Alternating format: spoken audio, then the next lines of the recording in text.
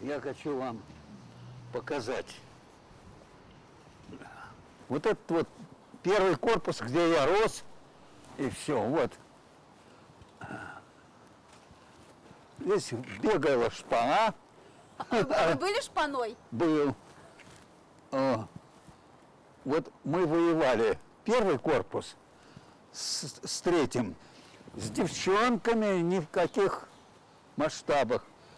Мы все мы презирали тех, кто дружит с девками. Вот так вот, значит, потому что у нас своя мальчишеская была компания. Вот. Свои интересы, как бы, мужчин. Вот такие дела. Юрий Львович, а арестовали вас из этой квартиры? А арестовали. Да, там, где лестница, где вот она кончается, видите, да? Да. Вот там. Вот. И арестовали уже из этой комнаты, да? Да, да. Ах, Господи.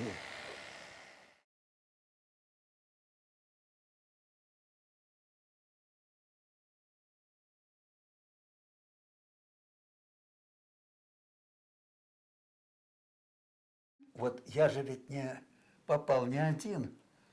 Это организация, как говорится. Значит, и все мы были и поэты, и писатели, и мы вообразили, что мы тоже какой-то вроде бы, ну, декабристы, не декабристы, но вольномыслящие. А сколько вам было лет? А? Сколько вам было тогда лет? Ну, считайте, в 9 классе учились вместе. Это вы так выглядели, когда вас судили, наверное, да? Ну, я вам сейчас скажу, да, примерно так. Самое отрадное, что я могу считать в нашем обществе, вот в моих друзьях, что и Валентин Соколов, и Левятов, Борис очень любили книги, литературу, писали стихи, и мы друг перед другом читали их и, так сказать, замечания кидали друг другу. Мы не просто так собирались и дружили, мы учились друг у друга. Нам нравилось открывать какие-то истины.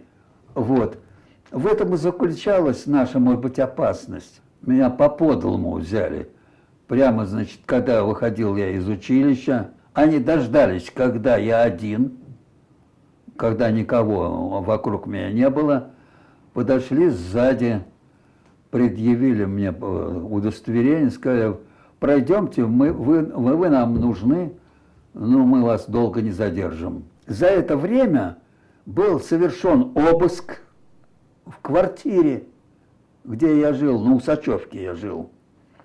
Вот, они все там прошерстили при моих родителях, взяли мои тетради, 2 общие тетради, в которых я записывал, как дневник как бы вел.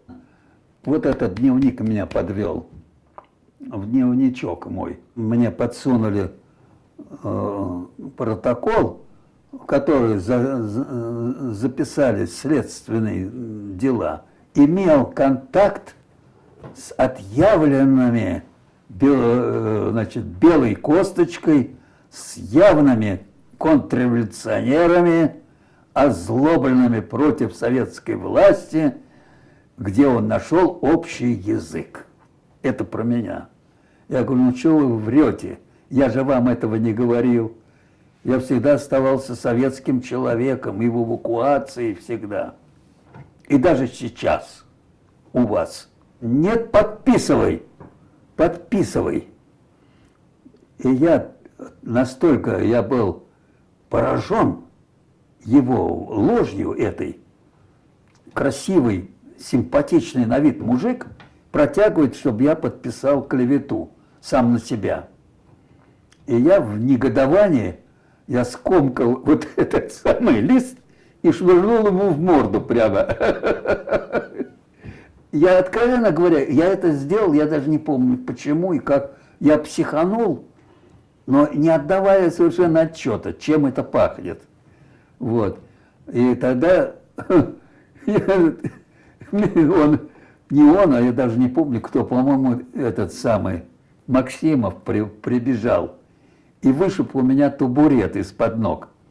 Я упал на пол, у меня были очки такие, и, значит, очки разбились, и они начали меня волтузить сапогами, бить по почкам, протащили за шиворот в коридор и поставили куда-то к стенке.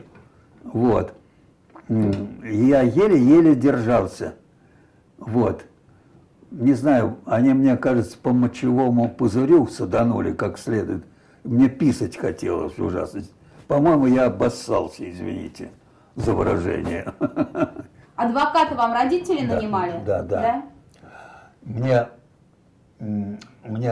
потом отец рассказывал, что окружение отца, медики, врачи, ему говорили, отцу: Лев Григорьевич, вы хороните сына по первому разряду. Он спрашивал, почему по первому? Потому что Ацеп, это был профессор на факультете юриспруденции в МГУ, и он имел огромный вес. Там, где царит блат, там молчит Ацеп адвокат. Это он говорил про себя. Вот. Он как-то вам помог? Вот реально, можно было вам тогда помочь? Только единственное помог.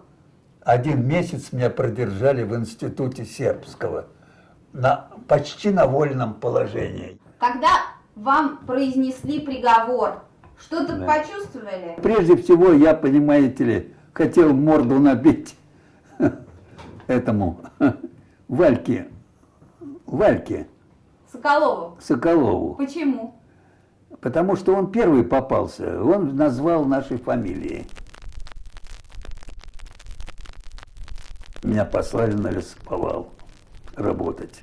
Это дико было для меня, потому что большая зона, 1002 народу, в бараках. У меня мать приехала туда, неожиданно для меня это было. Через год она приехала после Москвы. И вот я помню, у меня было такое ощущение, что не хотелось идти встречать, видеться с мамой, потому что я был грязный и только что с работы пришедший, морда опухшая вся от укусов этих мошки. Вот. Грязное это все, грязное, лохмотья, вид ужасный. Причем, значит, меня предупреждали ничего не рассказывать о лагере, о деле своем и не подходить друг к другу на расстоянии 5 шагов. Нельзя было обняться? Да. Говорит, сразу прекращаем свидание.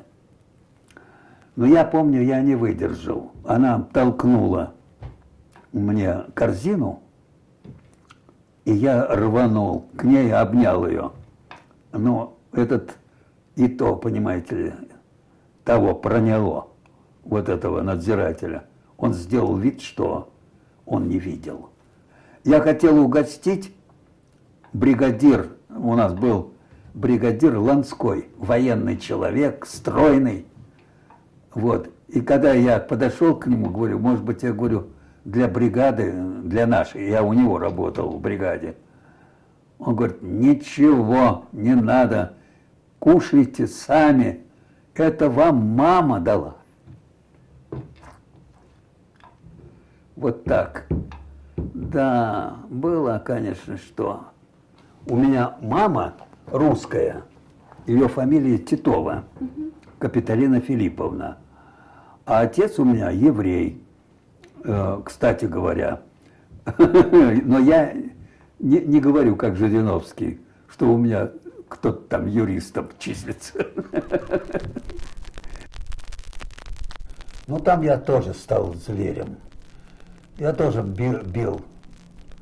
Я понял, что там очень многое напоминало джунгли в лагере. Если ты слаб, ты будешь вечно валяться под нарами. В любом плане. Даже блатные говорили: о, у него душок, лучше его не трогать. У него душок. А что это значило, душок? Душок — это значит, он на все способен. На любое дело. Они боялись тоже. За свою жизнь боялись. Ну, представьте себе, вот у меня был случай, был такой бендеровец. Он был дневальный. И как-то раз я пришел с работы, мое одеяло с нар он взял, швырнул, и швырнул нарочно в лужу грязную, которой он подтирал полы. Вот макая в эту лужу швабру. И туда одеяло мое сунул, в эту лужу. Грязь, сплошная грязь. Я говорю: это ты? Да, я. Я говорю: почему? От чего? Что тебе нужно? Он говорит мне: мне не нравится твоя жидовская морда. У меня вот по этих пор руки в крови о жидах. Я тут не вытерпел. Я, значит, вскочил и кинулся на него. Вот. Кинулся, но он был здоровее меня. Он и выше меня был ростом. Потом у него такие бицепсы были, за милую душу. И я вспомнил, я же начитанный человек, хотя я вот на него кинулся, но я вспомнил, что я ведь его не одолею, и я решил на последний идти. Я схватил его зубами за горло. Я притянулся к его горлу и зубами схватил его за шею. И там, значит, сразу же кинулись ко мне несколько человек и начали лупасить меня сзади. Его помощники, ну не помощники, а ему помогающие, солидарные с ним. Вот. Потом, не знаю, каким образом они разжали мои челюсти. Я держал крепко на горле. И кровь там тоже была, понимаете ли, я уж не помню, но была, по-моему. Вот. И потом меня посадили в карцер. Я просидел дней 10. И вообще, это там жуть какая была.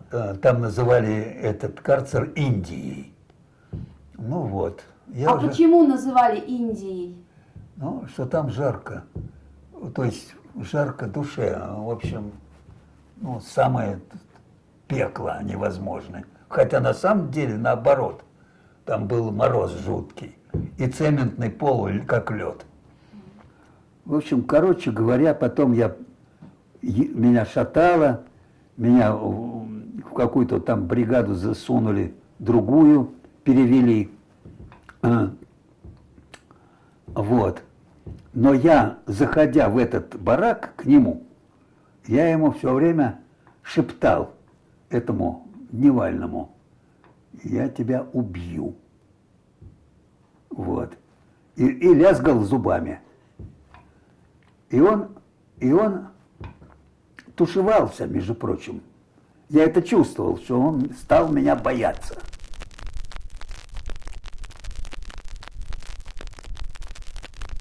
Вы не прислушивайтесь ко мне, как к авторитету. Я самый худший авторитет, потому что я помесь. Я наполовину русский, наполовину еврей, понимаете ли. Но я, когда вышел из лагеря, и даже в лагерях, я всегда был евреем, понимаете. Вот. Я помню, у меня была дружба с бендеровцем.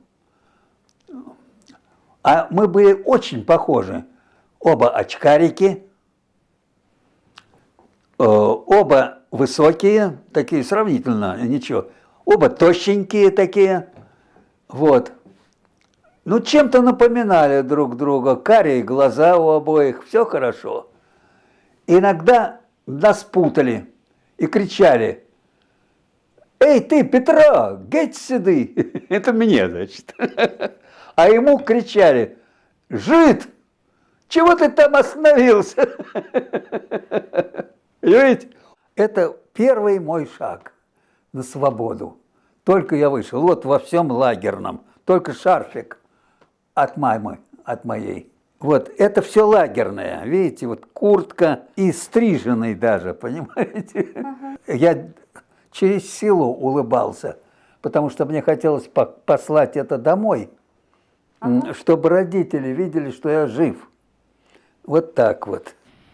Здесь, вот, журнал «Москва». Это мои стихи.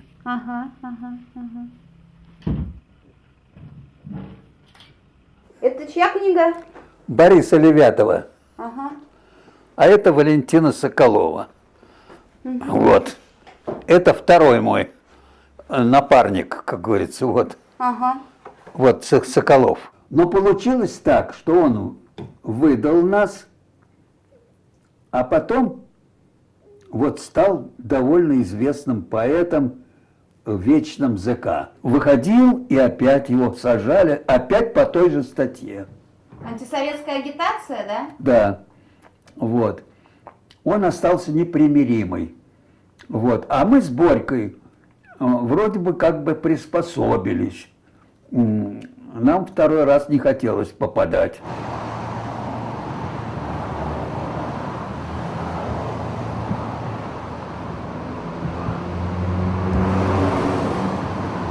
Вот здесь. Сидел здесь Шерешевский, сидел Борька Левятов, сидел и Валентин Соколов. Вся наша тройка. А вы долго здесь сидели в этом здании? Ну, недели, две примерно. Но эти недели кое-чего стоило, потому что здесь выдержать даже неделю тяжело было. А как называется это здание? Что это такое официально? Это отдел контрразведки. Там дворик внутренний у них. Отсюда меня вывозили вот таким путем. Вот отсюда. Ну, здесь, видите, сейчас закрыто. Видите, какая глухота. Здесь это отдел контрразведки. Он так и остается? Ну да. Это сила привычки.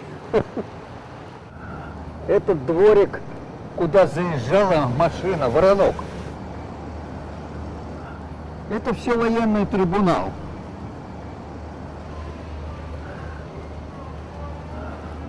Здесь вот зал заседания, где нас судили.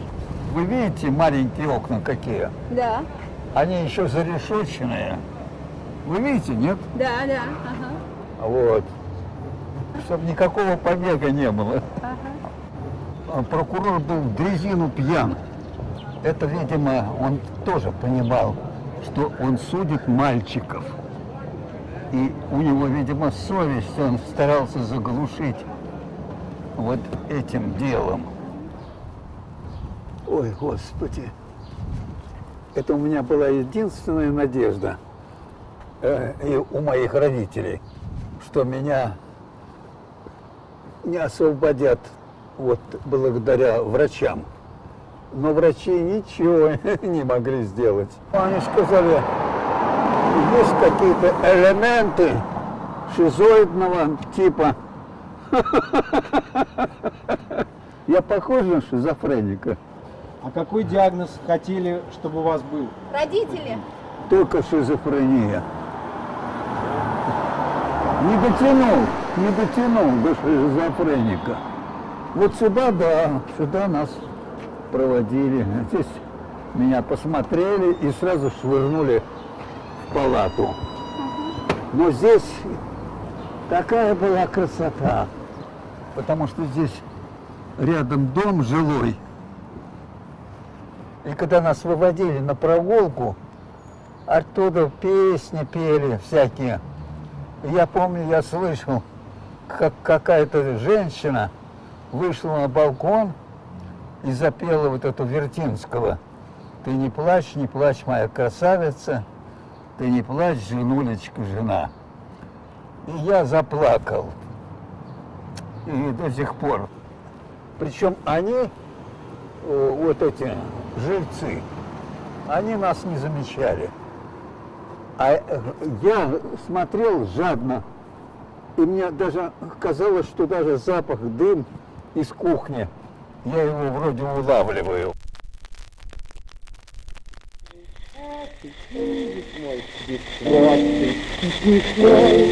Ничего, я усталый и замученный, и немножко сумасшедший и больной. И плачь, моя красавица, и плачь, длинная жена. В нашей жизни многое не нравится, но зато только рай, это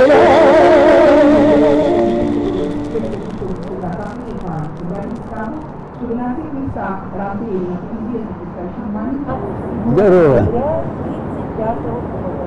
Вот, мы уже скоро подохнем.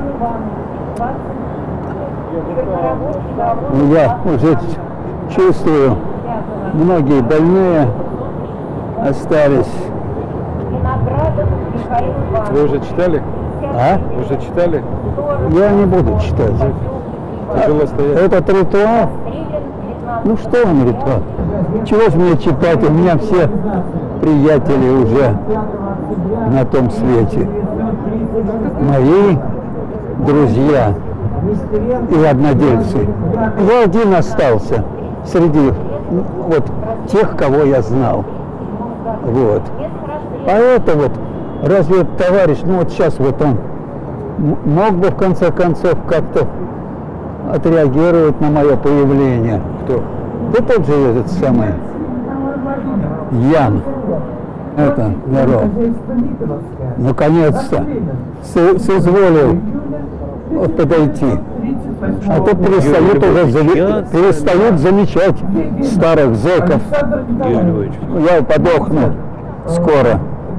Мне еще немного осталось жить. Кто мемориал делает для живых? Юрий Львович, вы же прекрасно знаете, прекрасную и... Что мы беспомощны, и что ли? всего нет. Ну почему? Привет, Сереж. Здравствуй.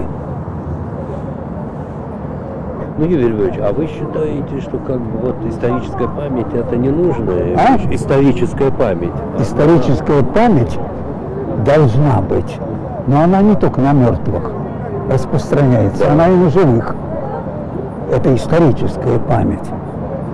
Потому что миллионы людей было, которых общая масса народа считали врагами народа. И меня тоже. Даже моя мать говорила, моя мамочка родная, говорила: Юра, ты попался и молчи.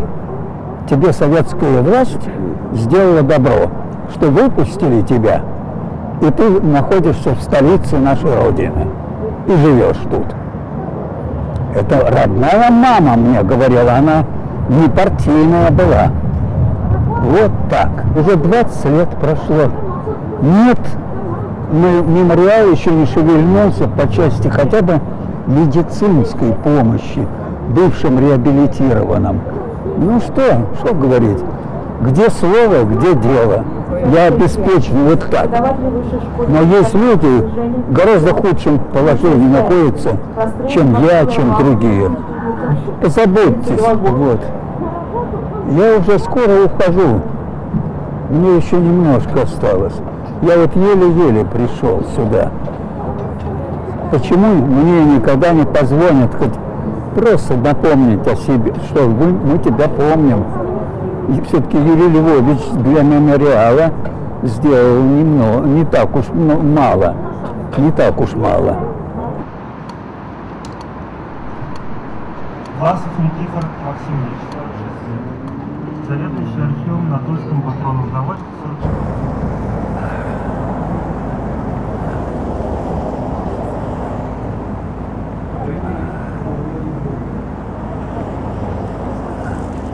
Лубянку ремонтируют. Да, пора.